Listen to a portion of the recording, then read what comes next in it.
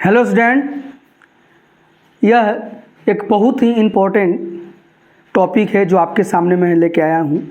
मैं फिर ये बताना चाहूँगा कि यह वैदिक एज और वेद का कंटिन्यूएशन है।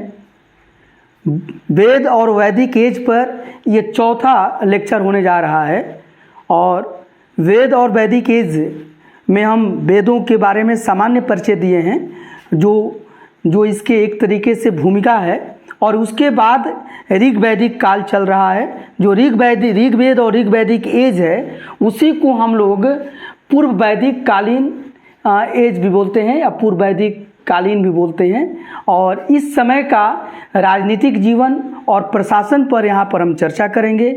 ये जो समय है ये 1500 ईसा पूर्व से 1000 ईसा पूर्व के बीच का है, यानी 1500 बीसी से 1000 बीसी के बीच में है। और यह मैं स्पष्ट करना चाहूँगा कि इसके पहले जो लेक्चर हो चुका है ये तीसरा लेक्चर है, ऋग्वेद का तीसरा लेक्चर और वेद का चौथा लेक्चर। तो ये ऋग्वेद को जो हमने स्टार्ट किया तो पहले लेक्चर में ऋग्वेद ग्रंथ के बारे में और उससे जुड़े हुए जो अन्य साहित्य हैं जैसे ब्राह्मण, आरण्यक, उपनिषद, उसके उपवेद और ऋग्वेद के कितने मंडल है, उसमें क्या, इस सब चीज़ के बारे में बहुत विशद चर्चा किया गया है। और इसके बाद जो ऋग्वेद का दूसरा पार्ट जो बना उसमें उस समय की भौगोलिक दशा का वर्णन किया गया है, जिसमें नदियों के बारे में, आपका माउंटेन के बारे में, समुद्र के बारे में और साथ ही साथ मरुस्थल आदि के बारे में चर्चा की गई है। साथ ही साथ उसका लोकेशन क्या था। ये जो आपका ऋग्वेद का आपका जो शुरू होने जा रहा है तीसरा लेक्चर, इसमें पॉलिटिकल लाइफ यानी कि पॉलिटी के बारे में, उस समय की राजनीतिक दशा क्या थी, उस समय का प्रशासन कैसे चलता था, इस पर हम चर्चा करेंगे। आइए टॉपिक पर देखिए। सबसे पहले तो जो आर्य यहाँ पर इस जगह में आके बसते हैं, ये मान्यता है कि उनका आर्यों का वहाँ के जो लोकल निवासी थे मानी स्थानीय जन से उनका संघर्ष होता है, ये विद्वानों का ये मानना है। और इसमें उस समय पीजी.डब्ल्यू. वेयर जब आर्य आए, उनके पहले पीजी.डब्ल्यू. वेयर का काल चलता था। पीजी मतलब पेंटेड ग्रे वेयर, यानी चित्रित धूसर मृदभान। फिर गैरिक मृदभान के भी साक्ष्य मिले हैं, लाल मृदभान के भी साक्ष्य मिले हैं और काले मृदभान के भी साक्ष्य मिले हैं। मतलब ऐसे तरह के मृदभांड यानी ऐसे तरीके के पॉटरी या ऐसे तरह के जो मिट्टी के बने हुए जो भांड होते हैं, गगरा होते हैं, वो लोग यूज करते थे स्थानीय जन। और ऐसे जो ये पुरातात्विक साक्ष्य है और ऐसे जो मृतभांड हैं वो यूज करने वाले लोगों का आर्यों से संघर्ष होता है। उनको हम बोल सकते हैं कि संभवतः वो लोग हड़प्पा संस्कृति के रहे होंगे। आर्य लोग उसको दास या दस्यु बोलते हैं या उसको अनार्य भी बोलते हैं। कुछ विद्वान कहते हैं कि उनको शायद द्रविड़ लोगों के साथ भी संघर्ष हुआ है। और इसका साक्ष्य क्या है कि आर्य लोग जो हैं, जो स्थानीय निवासी हैं, उनको वो लोग अनार्य बोलते हैं, उनको ये लोग अव्रत बोलते हैं। अव्रत का मतलब जो व्रतों का पालन नहीं करने वाला है। ये बहुत पूछता है कि अव्रत अनार्यों के लिए वो लोग यूज किए हैं। या मृदवाच बोलते हैं। मृदवाच का मतलब जो अस्पष्ट वाणी बोलता हो। साथ ही साथ इन लोगों को अनास बोलते हैं, मतलब जिनकी नाक चपटी हो। तो ये स्थानीय लोगों का साक्ष्य मिलता है कि आर्य जब सबसे पहले आते हैं तो उनको वहाँ के जो लोकल निवासी हैं, स्थानीय जो निवासी हैं, जो संभवतः हड़प्पा संस्कृति के लोग रहे होंगे, उन्हें वो लोग दास या दस्यु बोलते हैं या अनार्य करके पुकारे हैं। तो ऐसे लोगों के साथ उनका संघर्ष हुआ था। और इस संघर्ष में क्या था कि उस समय आर्यों का जो जीवन था ये अर्ली वैदिक एज, पूर्व वैदिक काल, मतलब शुरुआती समय में वो संघर्षपूर्ण समय था। वो लोग युद्ध करते थे।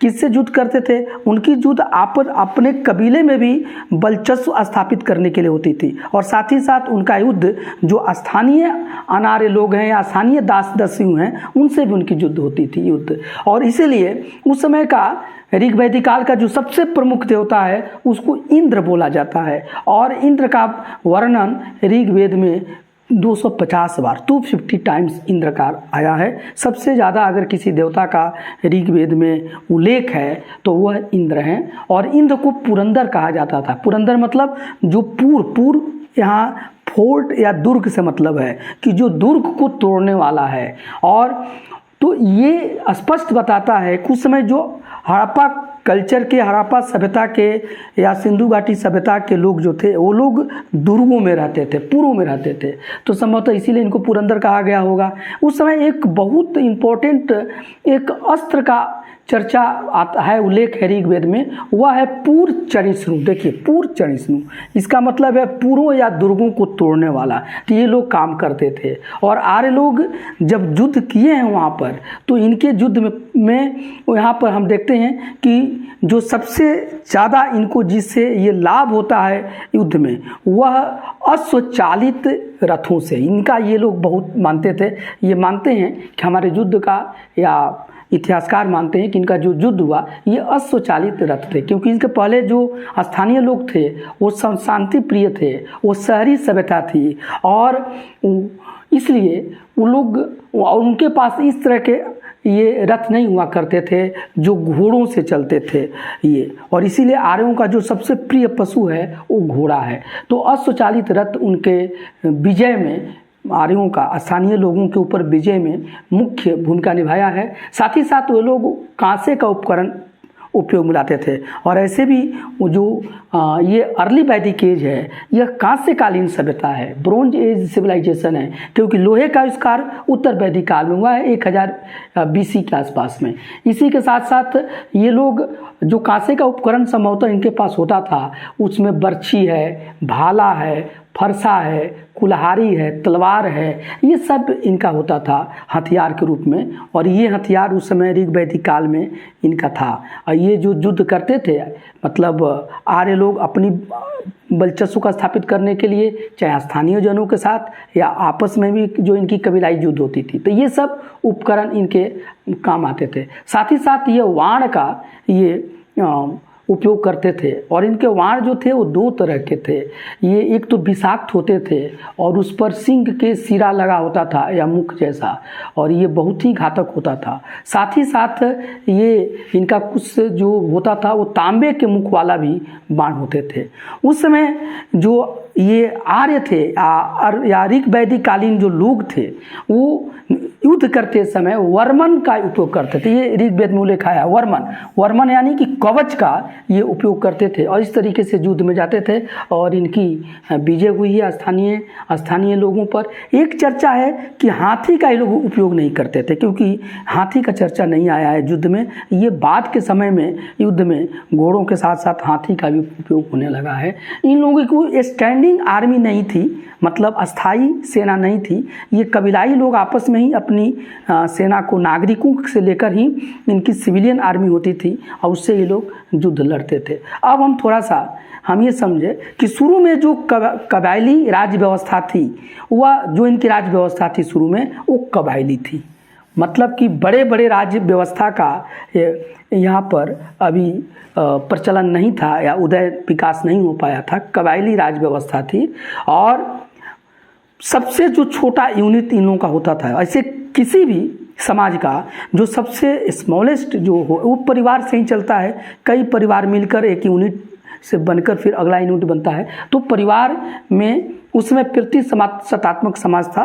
इसके सामाजिक सोसाइटी पर भी हम कहेंगे, जिस पर विशेष चर्चा करेंगे, लेकिन थोड़ा यहाँ पर बताने के लिए कि चूँकि हमको आना है, तो परिवार पर कई परिवार मिलकर कुल बनता था, कई कुल मिलकर ग्राम बनता था, कई ग्राम मिलकर 20 बनता था, कई 20 मिलकर जन बनता था, तब राष्ट्र बनता था। तो ये परिवार जो है, तो परिवार का जो मुखिया होता था उनको कुलपति भी बोला जाता था, और ये प्रतिसत्तात्मक था। जनरली पिता ही परिवार का हेड होता था, लेकिन महिलाओं का उस समय पर्याप्त सम्मान था। और जब भी हम ऋग्वैदिक कालीन सामाजिक दशा का हम अध्ययन करेंगे तो इस पर चर्चा करेंगे। अब आइए प्रशासन में कई परिवार मिलकर एक कुल की रचना करते थे, और कुल प्रशासन का सबसे छोटी इकाई थी। स्मॉलेस्ट यूनिट जो थी यह कुल थी।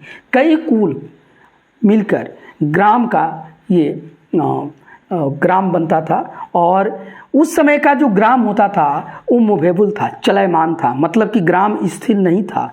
और इसीलिए ये जब दो या दो से ज़्यादा ग्राम जब आपस में टकराते थे तो संग्राम हो जाता था, और वार को संग्राम कहा गया है। तो संग्राम शब्द यही ग्राम से आया है। ग्राम मतलब कि चलता था, यानी कि अभी जो अर्ली आर्यन थे या ऋग वैदिक कालीन जो लोग थे, अभी उनका शुरुआत में उनका कोई अस्थाई गांव नहीं था। वो लोग अपने कुल के साथ, उनका जो गांव होता था कई जनों की इकाई होती थी, और ये कुल के साथ ये लोग चलायमान होते थे, एक जगह से दूसरे जगह ये जाते रहते थे। तो कुल का हेड कुलप होता था, ग्राम कई कुल मिलकर ग्राम बनता था, ग्राम का हेड ग्रामरी होता था, फिर कई गांव मिलकर विस बनाते थे जिसका हेड विस्पति होता था। हालांकि आगे चलकर राजा को भी विस्पति बोला गया है, और कई विस मिलकर जन बनता था, और जन से राष्ट्र बनता था। तो ये देखिए, और यहाँ पर जो राष्ट्र था इसका हेड राजा होता था। राजा को राजन बोला गया है, राजा बोला गया है, गोप बोला गया है, राजा को जनस्य गोपा भी बोला है, राजा को गोपति बोला गया है, यानी कि गायों का स्वामी। लेकिन देखिए ऋग्वेद भूपति शब्द जो है ऋग्वेद के शुरुआत में नहीं उल्लेख मिलता है, ऋग्वेद के अंत में या उत्तर वैदिक काल में भूपति शब्द आता है, मतलब कि भूपति जो आपका भू का स्वामी हो। तो इस समय ये भी बताता है कि शुरू में इनका जो जीवन था वो एक तरीके से खाना मतलब घुमंतु था, और ये लोग एक जगह से दूसरी जगह जाते रहते थे। एक जगह जहाँ ये लोग रहते थे वो ग्राम कहलाता था, और ग्राम चल के दूसरी जगह भी चला जाता था। तो उसमें अस्थाई ग्राम नहीं था, और जब अस्थाई ग्राम नहीं था तो इनका जो मुख्य पेशा था पशुपालन था। यानी शुरू में ऋग्वेद के शुरुआती समय में ये पशुपालन ही आर्यों का मुख्य पेशा था, या ऋग वैदिक कालीन लोगों का मुख्य पेशा था। ऋग्वेद के अंतिम समय में ये कृषि मुख्य पेशा होता है, मतलब कि अंतिम समय आप समझ लीजिए कि 500 वर्षों का इतिहास हम यहाँ पर आपसे चर्चा कर रहे हैं। ये एक बहुत लंबा समय होता है। तो लास्ट में आकर कृषि अस्थाई पेशा मतलब मुख्य पेशा का रूप लेता है। और देखिएगा कि ऋग्वेद में कृषि का मात्र 24 बार ही चर्चा आया है। शुरू में कृषि जो था वो मुख्य इनका ऑक्यूपेशन नहीं था, मुख्य पेशा नहीं था, पशुपालन था, लेकिन बाद में ऋग्वेद के अंत में कृषि मुख्य पेशा बन जाता है। और इसमें देखिए एक और बात समझना है कि जन जो शब्द है जन, ये जन इसका सबसे 275 बार सबसे ज़्यादा इसका उल्लेख आया है, लेकिन ऋग्वेद में जनपद शब्द का उल्लेख बहुत न के बराबर मिलता है। और इसका मतलब कि जनपद मतलब कि जहाँ जन लोग पैर रखें, तो ये अस्थायित्व को बताता है। तो उस समय ये लोग जन अभी अस्थायी नहीं हो पाए हैं, लास्ट में ये अस्थायी होते हैं। शुरू में राजा का चुनाव जो है, ये जो राजा आप यहाँ पर देखे हैं, तो शुरू में राजा का जो भी चुनाव होता है वह समिति द्वारा होता था, और लेकिन बाद में राजा का पद जो है वो आनुवांशिक होता है।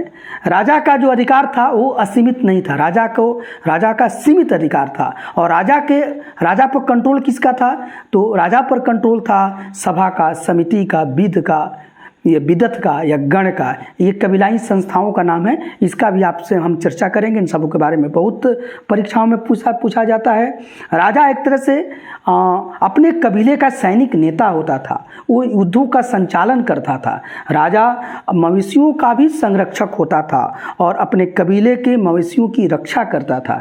इसी के साथ साथ ये राजा को बलिहद भी कहा गया है। बलिहद का मतलब कि उसमें बलि नामक एक टैक्स था जो स्वेच्छा से राजा को दिया जाता था, तो राजा उस टैक्स का लेने वाला था।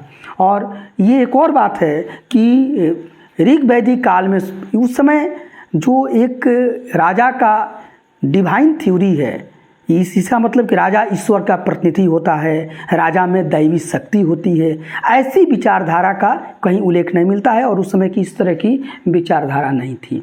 हाँ, ऋग्वेद के 10वें मंडल में ये आता है, राजा को कहा गया है कि राजा को अपने राष्ट्र की रक्षा करना चाहिए, राजा को गणपति या विषपति भी कहा गया है। और ये देखिए कि राजा चूँकि अपने कबीले का प्रधान होता था और चूँकि राजा का जो पद था वो उसमें समाज में ये युद्ध हो रहे थे, संघर्ष हो रहे थे और एक दूसरे पर वर्चस्व स्थापित करने का ये उस समय का कार्यक्रम चल रहा था, इसलिए युद्ध बहुत महत्वपूर्ण हो गया था और राजा युद्ध का प्रमुख सेनापति होता था और इसलिए राजा का भी महत्व काफ़ी बढ़ गया है। और ये चीज़ इसको आप लोग थोड़ा नोट कीजिए, फिर हम आगे आते हैं। देखिए उस समय का प्रशासन कैसा था। देखिए प्रशासन में राजा जो था, राजा को मदद करने के लिए, हेल्प करने के लिए कुछ अधिकारी होते थे, जिसमें पुरोहित थे, सेनानी थे और ग्रामणी थे। उसमें सबसे प्रमुख पुरोहित थे। ये पुरोहित इनका धार्मिक कृत्य भी करते थे, मतलब कि अपने जन के लिए या अपने कुल की कल्याण के लिए और इस भलाई के लिए ये लोग यज्ञ आदि पुरोहित भी करते थे। और ये राजा के मंत्री भी होते थे, एक तरह से प्रधानमंत्री होते थे। राजा इनकी सलाह लेता था हर चीज़ में। साथ ही साथ सेनानी था जो सेना का एक तरह से हेड होता था। फिर ग्रामणी था, यहाँ पर ग्रामणी तो हम बताए हैं ना कि जो ग्राम का हेड होता है ग्रामणी होता था। और उस समय का जो ग्राम था तो ग्रामणी का काम सैनिक और असैनिक दोनों होता था और पूरे अपने वो ग्राम का वो संचालन करता था। और ये मैं चर्चा कर दिया हूँ कि अस्थाई सेना तो नहीं थी, स्टैंडिंग आर्मी ऋग वैदिक काल में हमको नहीं मिलती है और कबीले की नागरिक सेना से ही संचालन होता था। जब भी ऐसा युद्ध या संग्राम का समय आता था, यानी कि जब दो ग्राम टकराते थे, तो उस समय राजा कबीलों के नागरिकों से ही सेना का निर्माण कर लेता था। और उस समय जो ये कुछ कबीलाई टोलियों का नाम होता है जो सेना का संचालन करती थी युद्ध के समय, उनका नाम है वरात, गण, ग्राम और सर्द। तो वरात, गण, ग्राम, सर्द ये कबीलाई टोलियां हैं जो सेना का ये नागरिक सेना का संचालन करती थी, जो कबीले की नागरिक सेना होती थी। कुछ और अधिकारियों का नाम आया है जो उस समय के प्रशासन में राजा को मदद करते थे। जैसे एक ये ब्राजपति आया है, वो चारागाह का अधिकारी होता था। फिर ये देखिए बाद में होता है कि ग्रामणी ही चारागाह का अधिकारी बन जाता है, लेकिन ये ब्राजपति है चारागाह का अधिकारी। ये परीक्षा में बहुत पूछा जाता है। भागदूग बहुत पूछा जाता है। ये एक तो बलि का समुचित बंटवारा करता था, साथ ही साथ ये राजस्व अधिकारी भी था, कर निर्धारण करता था, टैक्स को ये फिक्स करता था। एक अस्पष्ट आया है, अस्पष्ट गुप्तचर को कहा जाता है, स्पाई को। उग्र जो है वो पुलिस का काम था, ठीक है ना। तो राजा इनके माध्यम से भी अपना शासन चलाता था। अगर स्पष्ट था उसके जो ग्रामीणी मतलब उसके जो अधीनस्थ अधिकारी हैं या उसके नीचे के जो लोग हैं या प्रजा है वो कैसे रह रही है, गुप्तचर से पता चलता था। उग्र जो था वो पुलिस का काम करता था। एक पुरुष नामक अधिकारी का भी नाम आता था, ये दुर्ग का अधिकारी था। और दूत का भी आया है, दूत जो था वो सूचना प्रेषित करता था। इसी तरह से सूतकार, रथकार, कमाद आदि ये पदाधिकारियों की चर्चा आई है। ये एक तरह से राजा के समय में 12 रत्नीन होते थे और जब राजा का राज्याभिषेक होता था तो उस समय स्पष्ट रूप से ये वहाँ पर होते थे। उस समय का जो सूतकार और रथकार ये बहुत महत्वपूर्ण थे, बढ़ई भी बहुत महत्वपूर्ण होते थे। तो ये चीज़ उस समय की प्रशासन की है। साथ ही साथ एक ये देख लीजिए ऋग्वेद के बाद की है, लेकिन यहाँ पर चूँकि कंटिन्यूटी है तो मैं चर्चा कर रहा हूँ। और कई बार क्वेश्चन आता है कि उस समय मतलब ऋग्वेद के बाद के जो समय हैं तो पूर्व, मध्य, पश्चिम, उत्तर और दक्षिण की जो शासन होती थी उस शासन व्यवस्था को कुछ नामों से पुकारा जाता था। और शासक को, जैसे पूर्व के शासन को साम्राज्य कहा जाता था, उसका शासक सम्राट कहा जाता था। मध्य का जो शासन था उसको राज्य कहा जाता था, वहाँ का शासक राजा कहलाता था। पश्चिम का जो शासन होता था उसको स्वराज कहते थे, वहाँ के राजा को, वहाँ के शासक को स्वराट कहते थे। उत्तर में वैराज्य होता था वहाँ का शासन का नाम, और वहाँ का राजा विराट कहलाता था। और दक्षिण में भोज्य शासन का नाम था और शासक का नाम भोज था। तो ये याद कर लीजिएगा, बहुत इम्पोर्टेंट है। इसके बाद आपको 2 चीज़ मैं बताऊंगा। उस समय की न्यायिक व्यवस्था, और साथ ही साथ उस समय हमने जो बताया कि एक तरीके से 4 समितियां थी जो बहुत महत्वपूर्ण थी और राजा पर ये कंट्रोल करती थी, क्योंकि राजा का अधिकार जो था वो सीमित था, और इसमें से कुछ समिति को तो ये भी अधिकार था कि वो राजा का चुनाव भी करती थी और राजा को पदच्युत भी कर सकती थी। तो वो है सभा, समिति, विदत और गण, और ये एग्जामिनेशन में बहुत पूछा जाता है, तो इस पर भी आपसे हम चर्चा करेंगे। इसको थोड़ा आप लोग नोट कर लीजिए। अब हम ऋग वैदिक कालीन कुछ कबीलाई संस्थाएं थी जिन्हें हम सभा, समिति, विदत एवं गण के नाम से जानते थे। ये बहुत महत्वपूर्ण संस्थाएं हैं और एक्चुअली ये संस्थाएं राजा पर नियंत्रण रखती थी, प्रशासन पर भी इनका नियंत्रण होता था, और यही कारण है कि उस समय का जो राजा था वो एक तरह से निरंकुश नहीं था और उसके अधिकार असीमित नहीं थे। वो इन्हीं सभा, समिति, विदत, गण के द्वारा गाइड होता था। अब थोड़ी इसके बारे में आपको हम चर्चा सुनाते हैं। सभा उस समय की चुनिंदे, श्रेष्ठ एवं कुलीन लोगों की संस्था थी। यह अपेक्षाकृत छोटी थी, यानी समिति आज से छोटी थी, और इसका अध्यक्ष जो होता था उसको हम सभापति बोलते थे। इसके सदस्य को सभासद बोलते थे। देख लीजिए, इस सभा में भाग लेने वाले जो लोग होते थे उसको सभेय कहा जाता था, और सभा में जिसे पेश किया जाता था उसे सभाचर कहा जाता था। और वेदों में सभा के सदस्यों को पितरः कहा गया है, यानी पिता कहा गया है। सभा को ऋग वेद में नरिष्ठा भी कहा गया है। नरिष्ठा का मतलब होता है अउल्लंघनीय, मतलब जिसका उल्लंघन नहीं किया जा सके। और ऋग वेद में सभा की चर्चा 8 बार आई है। तो ये सभा जो थी उस समय की कुलीन थी। जैसे आज भी देख लीजिए कि लोक सभा और राज्यसभा, तो जो राज्यसभा है वो एक तरीके से ज़्यादा वरिष्ठ लोगों की संस्था होती है। इसी तरीके से ये सभा थी, ये इसमें कुछ चुने हुए जो समाज के श्रेष्ठ और कुलीन लोग होते थे जिन्हें सुजान कहा जाता था, उनकी संस्था थी। यह समिति आज से अपेक्षाकृत छोटी संस्था थी, लेकिन ये महत्वपूर्ण थी। और सभा को ऋग वेद में नरिष्ठा भी कहा गया है, यानी अउल्लंघनीय ये संस्था थी। इसकी 8 बार चर्चा आई है। सभा के अध्यक्ष को सभापति कहा जाता था। सभा के जो सदस्य होते थे उन्हें सभासद कहा जाता था। सभा में जो लोग भाग लेते थे उन्हें सभेय कहा जाता था, और सभा में जिन्हें पेश किया जाता था उन्हें सभाचर कहा जाता था। अब देखिए समिति, बहुत इंपॉर्टेंट है ये भी। समिति एक्चुअली ये आम सभा थी, ये आम सभा थी समिति, और ये राजा को चुनती थी, राजा पर नियंत्रण रखती थी, और समय आए तो राजा को यह पदच्युत भी कर देती थी। समिति का जो अध्यक्ष होता था उसको ईशान कहा जाता था। समिति का मुख्य काम नीति विषयक चीज़ों पर निर्णय लेना होता था। राजा इनकी सलाह से ही अपनी राजा के जो काम है उनको पूरा करता था। और ऋग वेद में समिति की 9 बार चर्चा आई है। अथर्व वेद में, हालांकि ये ऋग वेद की नहीं है, हम फिर उत्तर वैदिक काल में आएंगे तो इसकी चर्चा करेंगे, लेकिन अथर्व वेद में सभा एवं समिति को प्रजापति की 2 पुत्रियां कहा गया है। और देखिए यदि ऋग वैदिक काल में, यानी कि पूर्व वैदिक काल या अर्ली वैदिक एज में सभा में स्त्रियां भी प्रवेश करती थी, लेकिन उत्तर वैदिक काल में धीरे धीरे स्त्रियों का प्रवेश सभा पर रोक दिया जाता है। तो सभा थोड़ी सी उत्तर वैदिक काल में गौण होती है।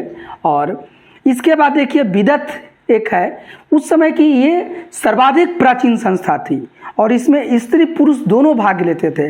इसकी 122 बार चर्चा आई है। इसका मुख्य जो काम था नियम का निर्धारण करना, उपज का वितरण करना या सैन्य गतिविधियों का संचालन करना। तो ये उस समय की कुछ कबीलाई संस्थाएं थी जो बहुत महत्वपूर्ण था। अब थोड़ा उस समय की न्याय व्यवस्था पर हम चर्चा करें। और देखिए उस समय किसी न्यायाधीश का कोई उल्लेख नहीं है। ऐसा नहीं है कि जैसे आज आप देखते हैं कि सुप्रीम कोर्ट है, हाई कोर्ट है, डिस्ट्रिक्ट कोर्ट है, ऐसा कुछ नहीं था। ना इस तरह की कोई कानूनी संस्था भी हम नहीं पाते हैं कि कोई संस्था हो जो अलग से न्याय व्यवस्था को देखता हो। उसमें कई प्रकार के अपराध आते थे, जैसे चोरी करना, सेंधमारी करना, डकैती आदि करना था। ठीक है ना। ये सब उस समय के थे, क्योंकि यह अर्ली वैदिक एज की बात मैं कहता हूँ, यह उस समय की सब बातें हैं जब ये 1500 ईसा पूर्व से लेकर 1000 ईसा पूर्व की बात हो रही है। यानी कि आज आप ये मानिए कि 2100 ईस्वी है, इसमें 1500 और जोड़ दीजिए तो करीब करीब आप मान सकते हैं कि करीब करीब यह 3600 ये वर्ष पहले की बात हो रही है। तो 3,500-4 हज़ार वर्ष पहले की मैं चर्चा कर रहा हूँ। अच्छा, उस समय जो न्याय होता था वो वो रिवाज पर आधारित था। कहीं न्याय के लिए कोई संस्था नहीं था, कोई न्यायाधीश नहीं था, लेकिन न्याय जो था वो धर्म पर आधारित था। वहाँ का जो भी न्याय था, न्याय व्यवस्था, वो धर्म आधारित था। और देखिए न्याय कैसे होता था, तो उस समय जो परंपरा थी, रिवाज था, ट्रेडिशन था, उस पर न्याय होता था। जनरली न्याय में जो निर्णय कौन लेता था, तो जो कबीले का प्रमुख है वो निर्णय लेता था, या पुजारी का मत भी महत्वपूर्ण होता था, जो पुरोहित होता था, या उस समय के जो वृद्ध पुरुष होते थे और जो सुजान लोग होते थे, उनकी भी सलाह से न्याय लिया जाता था। ये देखिए कुछ समय मृत्यु दंड प्रचलित था, लेकिन शारीरिक दंड ही अधिक था। हाँ, गाय की चोरी पर मृत्यु दंड दिया जाता था, क्योंकि गाय उस समय की मुख्य ये संपत्ति हुआ करती थी। अग्नि और जल की सहायता से अपराध का परीक्षण होता था। अपराध का परीक्षण ये मत समझिए कि आप देखते हैं कि रामायण काल में ही सीता का अग्नि परीक्षण हुआ है, बल्कि ऋग वैदिक काल में भी ये परंपरा थी कि अग्नि और जल की माध्यम से अपराध का परीक्षण होता था। अपराधी को पकड़ने का काम उग्र करता था, जो उस समय का पुलिस था वो अपराधी को पकड़ता था। और ये देखिए कुछ समय ये जो प्रावधान था दंड का, अगर उच्च व्यक्तियों की हत्या की जाती है, उच्च में किसी व्यक्ति की हत्या की जाती है, तो जो हत्या करेगा उस पर 100 गाय जो है वो दंड लगाया जाएगा। और यह जो जुर्माना किसको वो भरेगा, जो मृतक के संबंधी होगा या आश्रित होगा। अगर किसी यहाँ पर उच्च व्यक्ति का यह हत्या कर दिया जाता है, तो जो हत्या करेगा उसको 100 गाय जुर्माना के तौर पर मृतक के संबंधी या आश्रितों को दिया जाएगा। इसीलिए उस समय एक शब्द आता है सतनाम, ये आप लोग याद कर लीजिए। सतनाम का मतलब है वह व्यक्ति जिसके जीवन का मूल्य 100 गायों के बराबर हो। सत का मतलब 100 होता है, तो सतनाम का मतलब वह व्यक्ति जिसका जीवन का मूल्य 100 गायों के बराबर हो। एक और शब्द आया है, ये कभी कभी पूछा गया है, वरदेव। वरदेव का मतलब होता है बदला चुकाने की प्रथा। और ये देखिए एक और चीज़ देखिए कि जो ऋणी व्यक्ति होता था उसको वो लोग दास बना लिए करते थे। दास मतलब अपना गुलाम, अपना नौकर बना लिए करते थे। तो ये उस समय की न्याय की व्यवस्था थी। और इस लेक्चर में आपने बहुत ही अच्छी तरीके से आपने ऋग वैदिक कालीन राज्य व्यवस्था, न्याय व्यवस्था और उस समय के जो प्रसिद्ध कबीलाई संस्थाएं थी, सभा समिति, विद्वत्गण आदि के बारे में आपने अच्छी तरीके से समझा। ये सब बहुत इम्पोर्टेंट है और इसको आप लोग याद कर लीजिएगा। और साथ ही साथ अभी ऋग्वेद आपका चल रहा है, इसमें ऋग्वेद कालीन सामाजिक दशा और धार्मिक दशा ये बचा हुआ है। तो अगला जो लेक्चर होगा वो सामाजिक और धार्मिक होगा और इस तरीके से ये ऋग्वेद आपका पूरा हो जाएगा। तो फिर आपको मैं एक बार यह याद दिलाना चाहूँगा कि ये ऋग्वेद का यह अंतिम वीडियो नहीं है, आना पहला है। इसके पहले ऋग्वेद से संबंधित और भी आपके 2 वीडियो हो चुके हैं, उसको ज़रूर देखिएगा, तब ये वीडियो ये ऋग्वेद वैदिक कालीन क्लियर होगा। इसके पहले भी वेद पर और वैदिक कालीन अवस्थाओं पर एक वीडियो बन चुका है। तो कुल ये 4 वीडियो है। ये बहुत ज़्यादा समय का नहीं है, कोई 30 मिनट का है, कोई 20 मिनट का है, कोई थोड़ा सा ज़्यादा का भी है। और इस तरीके से मैं आपको बोला हूँ कि ये करीब 3 घंटे का वीडियो होगा और 3 घंटे से कम ही में होगा ये ऋग्वेद, फिर कुछ उत्तर वैदिक काल हो जाएगा। तो इस तरीके से 3, साढ़े 3 या मैक्सिमम 4 घंटे में अगर आप ऋग वैदिक कालीन समाज और उत्तर वैदिक कालीन समाज, साहित्य, इन सभी चीज़ों को अगर आप अच्छी तरीके से समझ जाते हैं तो ये बहुत ज़्यादा समय नहीं कहा जाएगा, इसलिए इसको देखिएगा। अगला वीडियो ज़रूर देखिएगा, ऋग वैदिक कालीन समाज, ऋग वैदिक कालीन धार्मिक अवस्था, और इस चीज़ों को देखने के बाद आपका ऋग्वेद ये संपूर्ण हो जाएगा। इसके पहले वाले वीडियो को भी आप देखना नहीं भूलिएगा, तभी आप क्लियर होइएगा। और अगर ये वीडियो आपको समझ में आ रहा है तो ज़रूर इसे आप लाइक करें, इसे सब्सक्राइब करें, इसे शेयर करें और प्रेस बटन भी ज़रूर दबाएं। धन्यवाद।